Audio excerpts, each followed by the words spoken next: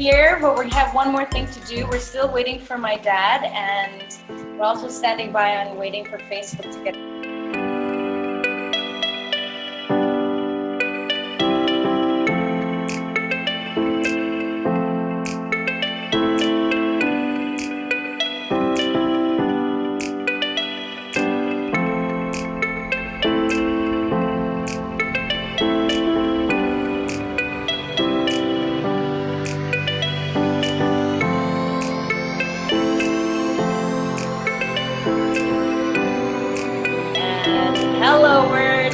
We got my father on the line.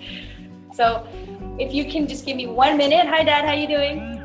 Hi, I'm pretty good. You're looking Hi, great. Diane. Can you see me? Dad, how are you? I'm good. How are you doing? I'm very good. I've heard amazing things about you from your daughter. She really loves you. Well, thank you very much. I know Yeah. I love her too. He's had a lot of practice to love me. Here we go. I'm gonna get, let's see, if Andrea, you can check me out and help me out with making sure this live video starts. Yeah, I'm gonna step back a little second.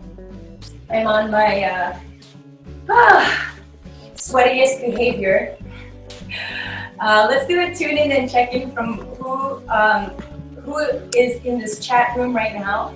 I wanted to share that these are two wonderful mentors that have been part of my life from before I was born and to now when I have been reborn. And we are recording this just so that we can actually display this for our future story lovers to read and figure out the story of the return back to our natural self. And in the meantime, for the next 20 minutes, I have, like I said, my wonderful mentors. The first person is someone who helped me rebirth in this last 4 months of the COVID craze. And this 4 months have been, I think, like all of us, a description of like going into your crystalline red cocoon. And somehow you have to keep working through all of the truth and the lies and like all the web around you. And then somehow you have to break free and you figure out your wings and you have wings and these things that need to be used and how to fly with the natural self. And what is that? And that is Miss Dr. Joye Hardiman. And I met her here in San Pancho. And this place has been a magical place. I've been in quarantine here. And I am definitely connecting to both homes, that home in Edmonton, Canada, where my dad is from. And that's the second person who I'm going to introduce to you, is someone who has birthed me, obviously in the most natural way of coming into this world, but also through so many ways of understanding my natural self through Filipino dancing, through my culture, and just through the kindness of a humanitarian who helps the community and his family, even like crazy people like these people, figure out a pathway that definitely works no matter what it looks like. So that's my introduction, and as this is the first launch into social media before, since 2019, I've made a whole bunch of videos that I'll be releasing along the way to also tell you about the 21-day journal and journey that I'm releasing on July 1st. So all these days, and you'll know I'm a lover of wordsmithing. Okay, so we're gonna get to the whole game here, and so I'm just gonna take a deep breath in, and let's all do that together. Ready? Here we go.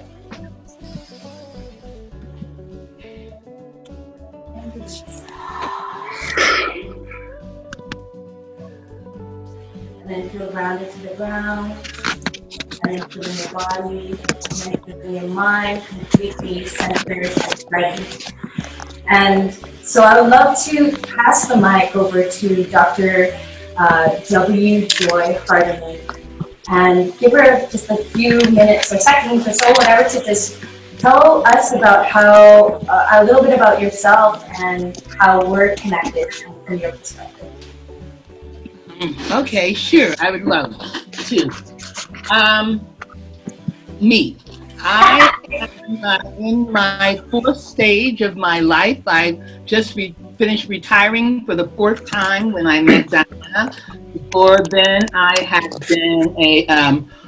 been the director of several theater companies. I had been a college professor. I had been the executive director of an urban campus for 18 years. I was the director of the Washington Center for Improvement in Higher Education, et cetera, et cetera.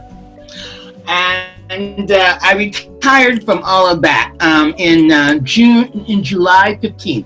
And I made a vow to myself. I said I was going to give myself a year to just figure out, first of all, congratulate myself from living so long. I'm 70, it was my 75 years old. Yes. And I wanted to celebrate my body for having been nice to me for 75 years. I wanted to give my mind a little chance to relax. And I wanted to look at my life. I just wanted to look at my life. And so I ended up in San Pancho, Mexico with a suitcase full of tapes and camera slide things and hard drives and discs and everything. And I was going to try to put together, I was going to try to make sense of my life and what my next step was. And I ran into Diana. I had seen her the year before when I was in about the Red Ball and Finding Your Passion. And so I was intrigued by her. So I was delighted when I ran into her again the next year in San Pancho. And she said that she was doing play therapy. And I had been so intellectual and in my head so long, I decided I need to play again. I just need to explore myself. So I took a workshop with her, and it was really incredible. And I said, I want more. And so she said, I'm going to be doing a 3-day play workshop, and would you like to come? And I said, yeah, sign me up. I want to come. And when I came, my greatest expectation was, my greatest prayer was that I would be able to get down on the floor, because they were doing all this moving all around, and be able to get back up again. That was the crucial thing. And that play and that experience began an incredible journey where Diana and I have worked for the last 3 months, being able to synthesize all of this. I just kept sending her slides and tapes and everything going, find the center, find the ground. Where is the plumb line among all these things that I have done? And I have to say that as of 2 days ago, I have an incredible I am statement. In terms of where my next steps will be for the next 2 or 3 years. I have a methodology to do it with, and yeah. So you know yourself. You know your greatest self. Yes. And so it has been an incredible experience. So I'm just going to put a little tiny plug in there, because I went through this program that Diana is offering, and I can say that I have sampled a tiny bit of each of these, and it has been transformative. I use a term. I say I don't want to return. I want a rod turn.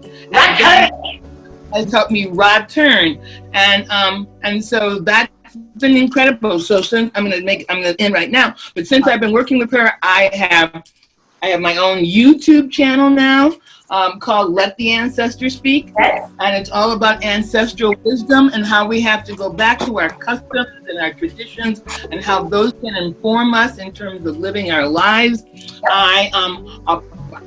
I'm about to publish a book that is being illustrated by a colleague of Diana on the resurrection of truth from falsehood. And I'm going to start a new YouTube series called Reflections. And again, thinking about how do we use those ancient wisdoms, those traditional cultures, to navigate the world. So, is that what you wanted? Exactly what you wanted. Exactly. We're flowing. We're making joy. And this is actually making joy.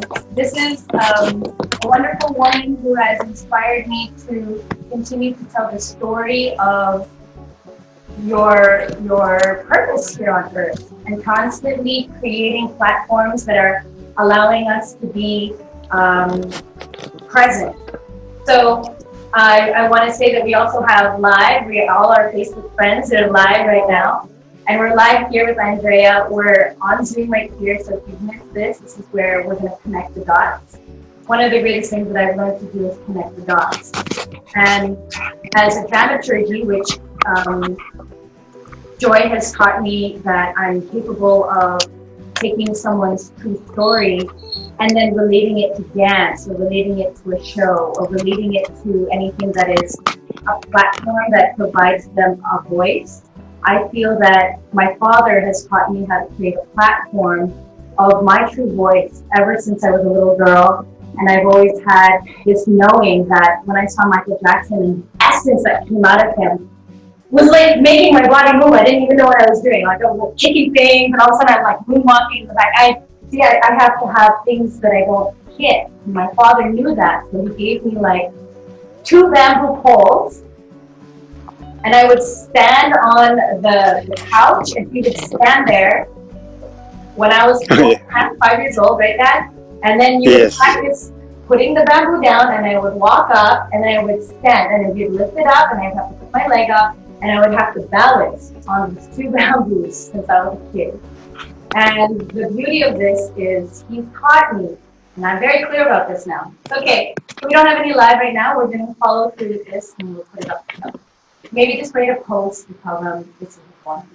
And we're going to realize that props, my dad has always made props by making things. He's made, Dad, what do you call the stars? Which one? The stars that you make? the parole? They're called paroles. Parole in our language. Parole in Filipino language means a star. Lantern actually. A lantern. Okay, so as you can tell, I'm basically telling the story of my father, who has brought in me creativity and a platform to know my artistry, and also my history and my culture and my language, and my ability to dance, and my ability to step on different platforms and shine. So this is Bert David. He is a remarkable person in Edmonton, Alberta, my hometown where I was born. I'm a first-born Canadian Filipino, and he's reminded me of my Filipino roots because I came from roots of natural human people who have survived off the land, have shared in communities, and have taught each other the ancestral ways of maintaining the world. And I want to give a big applause for Bert David, who is over in Edmonton right now. He's so handsome.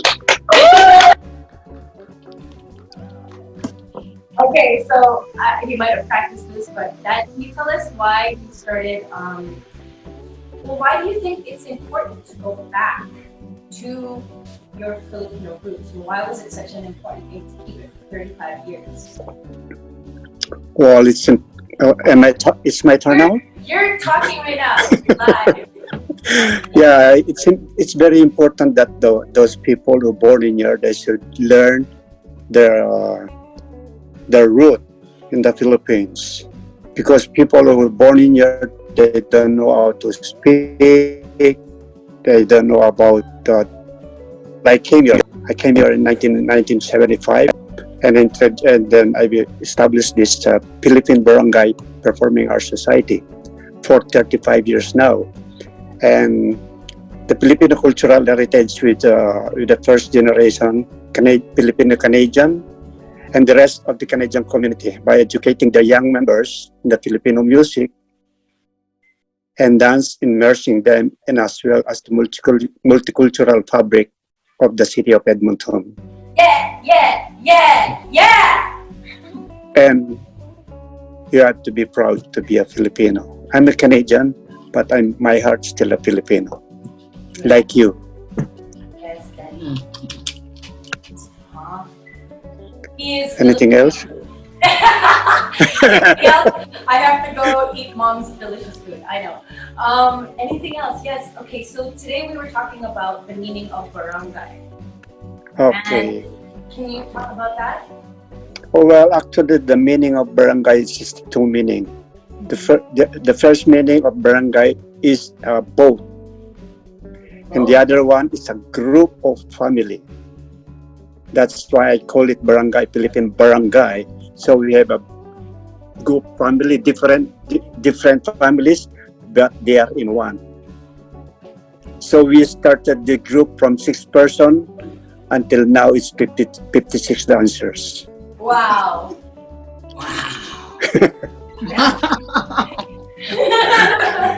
And other than that, we travel around the world.